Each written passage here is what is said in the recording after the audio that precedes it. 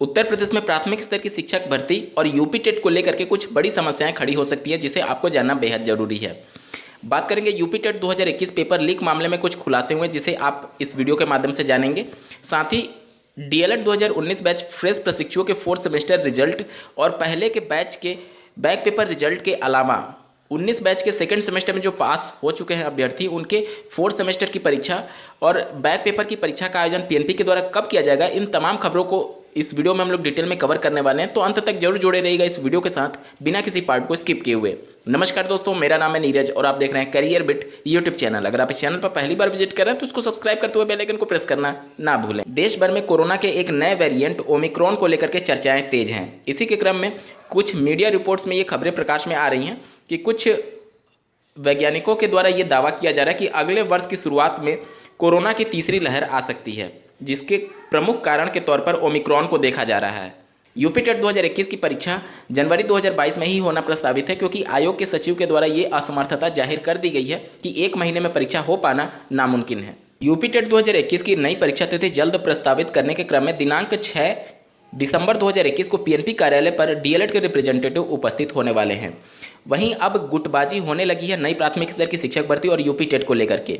कई छात्र संगठनों का ये दावा है कि जब आयोग ने स्पष्ट कर दिया है कि 1 महीने के अंदर यूपी टेट की परीक्षा प्रस्तावित की जाएगी और बिना यूपी टेट के रिजल्ट के शिक्षक भर्ती का विज्ञापन जारी नहीं होगा, तो इस सभी कंडीशन में बेफिजूल में पीएनपी पर धरना प्रदर्शन करने से कुछ नहीं होगा, ऐसा अभ्यर्थियों के द्वारा दावा किया जा रहा है। क्योंकि वहां से शिक्षक भर्ती का विज्ञापन जारी नहीं होगा, जब तक सरकार आदेश नहीं करेगी तब तक शिक्षक भर्ती का विज्ञापन पीएनपी अपने स्तर पर जारी नहीं कर सकती है। इन्हीं सब को लेकर के अब छात्र संगठनों में एक तरीके से विरोध होने लगा है। कुछ छात्र संगठन चाहते हैं कि सबसे पहले शिक्षक भर्ती की मांग ना करके, जैसा राजस्थान में जोधपुर हाईकोर्ट के द्वारा फैसला दिया गया, उसके आधार पर उत्तर प्रदेश में भी कुछ ऐसा किया जाए ताकि डीएलएड अभ्यर्थियों को ही प्राथमिक शिक्षक भर्ती में मौका मिले। वहीं कुछ अभ्यर्थी ये चाहते हैं कि पहले शिक्षक भर्ती का विज्ञापन जारी हो जाए, उसके बाद से इस मामले में कोर्ट में याचिकाएं दायर होती रहेंगी। जैसा कि आपको ज्ञात होगा, कुछ अभ्यर्थियों का ये भी कहना है कि माननीय सुप्रीम कोर्ट ने 69,000 सहायक अध्यापकों की भर्ती में ये कहा था कि बीएड अभ्यर्थियों को या फिर एनसीटी को चैलेंज अगर आपको करना था तो पहले चैलेंज करना चाहिए था, विज्ञापन जारी होने के बाद अब इसमें कुछ नहीं किया जा सकता है। इन्हीं सबको आधार बनाते हुए अभ्यर्थी शिक्षक भर्ती मांग और यूपी टेट परीक्षा का विरोध कर रहे हैं और अभ्यर्थी चाहते हैं कि शिक्षक भर्ती और यूपी टेट से पहले इस मामले को निपटाया जाए। और इसी वजह से ना तो शिक्षक भर्ती मांग में और ना ही यूपी टेट की मांग में अभ्यर्थी अपना समर्थन दे रहे हैं, क्योंकि 6 तारीख को पीएनपी पर अभ्यर्थियों के द्वारा धरना प्रदर्शन रखा गया और 7 तारीख को एससीईआरटी कार्यालय पर नई शिक्षक भर्ती मांग को लेकर के अभ्यर्थियों के द्वारा धरना प्रदर्शन का आयोजन किया जा रहा है। वहीं बीएड अभ्यर्थी भी अपने अधिकारों को लेकर के इन सब मामलों में सक्रिय हो गए हैं। उनके द्वारा जो प्राथमिक शिक्षक भर्ती में एकेडमिक मार्क्स को वेटेज दिया जाता है, उस मार्क्स को हटाने के लिए भी याचिका दायर करने पर विचार चल रहा है। साथ ही जो पहले से प्रथम वरीयता के संदर्भ में माननीय इलाहाबाद हाईकोर्ट में एक याचिका दायर थी, उसमें भी बीएड अभ्यर्थियों के द्वारा कैविएट दाखिल किया गया था ताकि बिना उनके पक्ष को सुने हुए माननीय इलाहाबाद हाईकोर्ट उनके विपक्ष में कोई फैसला ना दे दे। तो जब भी केस की सुनवाई होगी तो उसमें बीएड अभ्यर्थियों के पक्ष को भी सुना जाना प्रस्तावित होगा। यूपी टेट पेपर लीक मामले में कुछ और खुलासे हो रहे हैं, आप स्क्रीन पर देख पा रहे होंगे। टीटी पेपर लीक प्रकरण, नोएडा के होटल में डील का फुटेज वायरल। पीएनपी के सचिव और प्रिंटिंग प्रेस के जो मालिक थे उनकी एक मीटिंग हुई थी 5 स्टार होटल में, नोएडा के सेक्टर 18 में ये होटल स्थित है।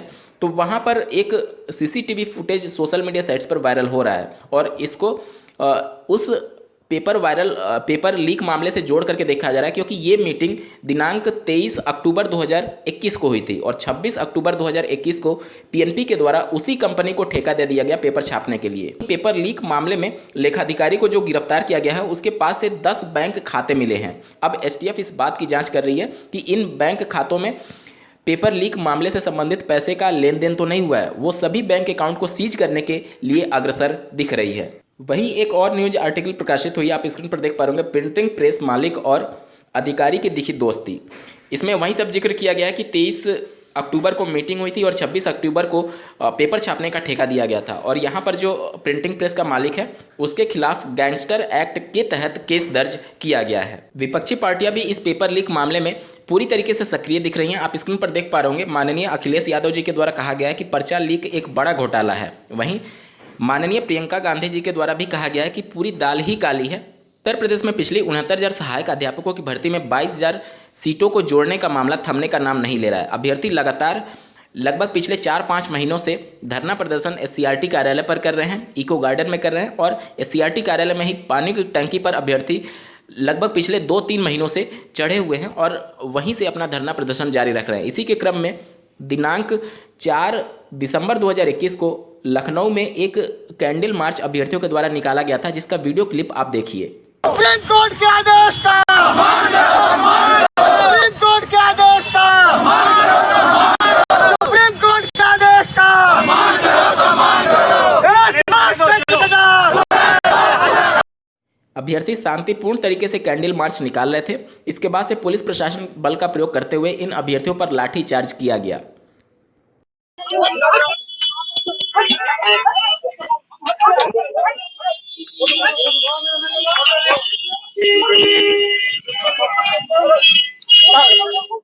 अब बढ़ते हैं अगली खबर की तरफ।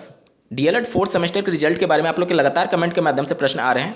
देखिए, पीएनपी के जो पुराने सचिव थे उन्होंने आश्वासन दिया था कि 1 हफ्ते के अंदर आपके रिजल्ट की घोषणा कर दी जाएगी। हालांकि उनके स्टेटमेंट को 1 हफ्ते से ज़्यादा का वक्त हो चुका है, लेकिन चीज़ें इतना ज़्यादा डिस्टर्ब हो चुकी हैं पीएनपी में पेपर लीक मामले की वजह से कि पीएनपी का इस समय पूरा फोकस आपकी रिजल्ट पर नहीं बल्कि यूपी टेट के सकुशल आयोजन पर है।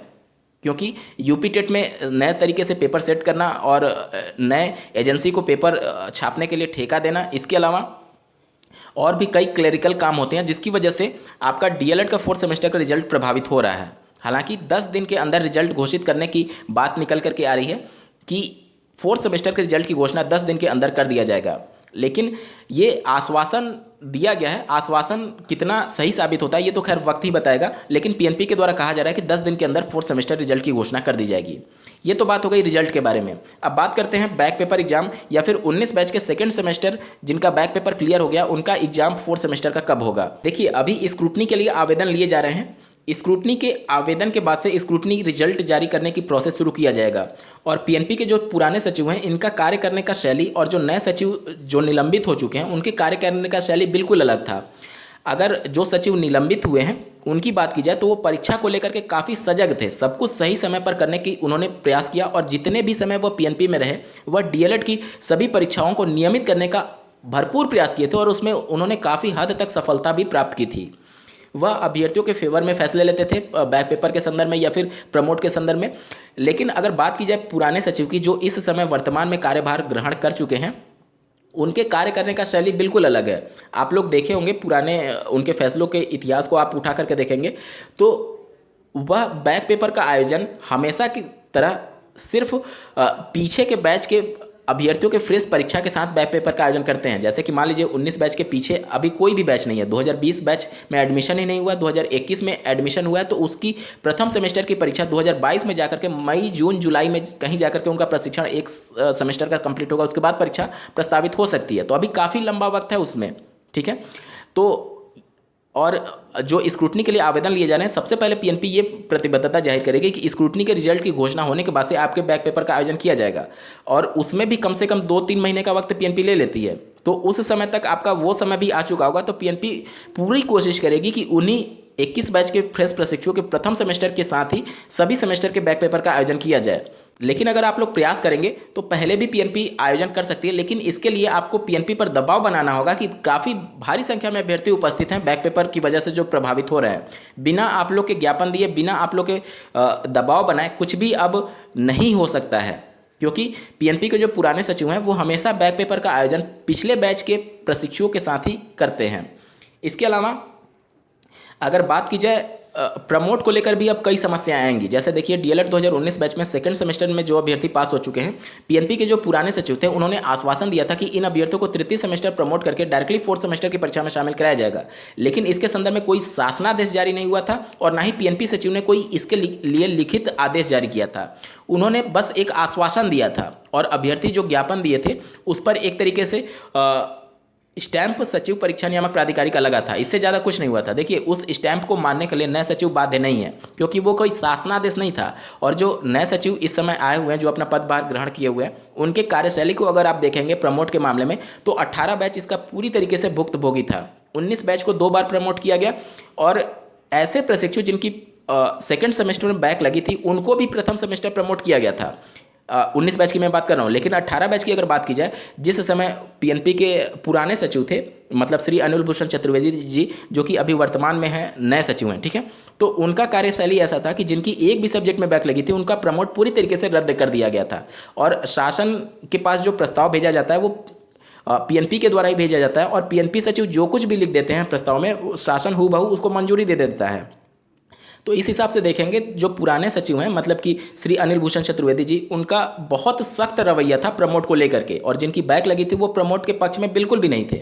इस हिसाब से 19 बैच जिनका भले ही second semester back paper clear हो गया हो, लेकिन उसको लेकर के पीएनपी सचिव अभी भी सख्त रुख ही अपनाएंगे। हालांकि अभी उनके द्वारा इसके मामले में कुछ भी स्टेटमेंट जारी नहीं किया गया है, लेकिन नए सचिव के बातों को कि इन अभ्यर्थियों को प्रमोट किया जाएगा कि या नहीं तृतीय सेमेस्टर में, इसके लिए वो बाध्य नहीं है। और इस वजह से आप सभी उपस्थित होकर के पीएनपी सचिव को ज्ञापन जरूर दीजिए कि जो पुराने सचिव थे उन्होंने हमें इस प्रकार से आश्वासन दिया था और इस प्रकार से फैसला हुआ था कि जो सेकंड सेमेस्टर पास करेगा उसको तृतीय सेमेस्टर प्रमोट करके डायरेक्टली फोर्थ सेमेस्टर परीक्षा में सम्मिलित कराया जाएगा। क्योंकि चीज़ें इतना अस्त व्यस्त हो चुकी हैं पीएनपी में कि अब इन सभी मामलों के लिए पीएनपी के पास टाइम ही नहीं है। वो पूरा फोकस इस समय यूपी टेट के आयोजन में कर रही है, और पीएनपी के द्वारा ये कहा गया कि 2 महीने का वक्त कम से कम लगेगा।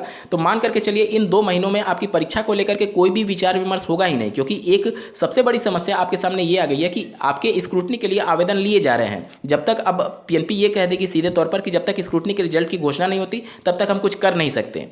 तो इन सबको लेकर के अब चीज़ें बिल्कुल उलझ चुकी हैं। अब सब कुछ आपके ऊपर ही डिपेंड करता है कि आप किस प्रकार से दबाव बनाते हैं पीएनपी पर कि स्क्रूटनी के प्रोसेस को स्किप करके डायरेक्टली फोर्थ सेमेस्टर की परीक्षा का आयोजन किया जाए। उम्मीद करता हूं आप सभी को चीज़ें स्पष्ट हुई होंगी। इस वीडियो को देखने के लिए आपका बहुत बहुत धन्यवाद। भगवान करे आपका दिन शुभ हो।